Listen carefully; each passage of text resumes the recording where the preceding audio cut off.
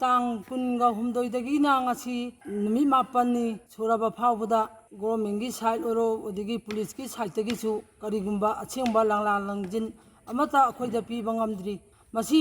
pidri bagi maramsi karino haiba khoijo khangdre police gi side tasu yang kanna makhoiju thijinba khojinba chenbagi awaba mami de khoijo tajai adu khoijo ujare sigi marasida aina karimamtang manipur gi miyamda hajening bana manipur gi mafam khudimakta lairiba maira paibi luk khudimak haurabi prajada tariba mama oibi akhoigi mafam tariba awabache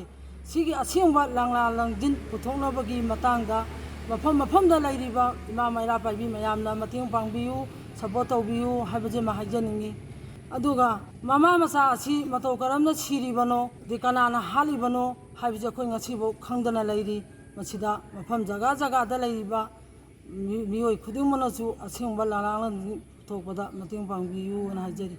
adegi amana mafam da khoina sum chalubada tarakpada mabu angawbini haina haibiribado haibiganu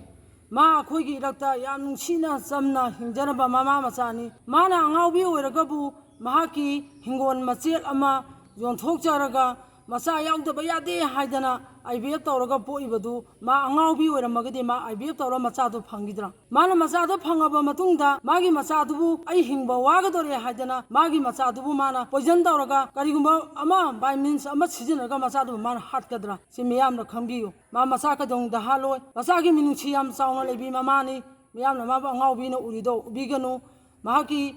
Pominaba machi oisanu makhura mato leisanu loina lairi makhoi khudimangna mahaki misiji matangda akhoina postmortem tauchi thigasi haibada makhoi yarkhiba leite moi mana yarkhiba maramna karigino akhoi khangde moina akhoida khangala pachleite akhoi gidi mabu akhoi irakta isalama oina chawe ama oina inaw ama oina tinarambanina loina rambanina mahak akhoina adugi mati nungchi mahaki misije yamna nungaite maramaduna lebana miyam punamona mateng pangbiu chawgapiu magi asengba langla langjing puthokbada khwai miyamna ni mateng pangbiu haibaje media gi thongda haijeri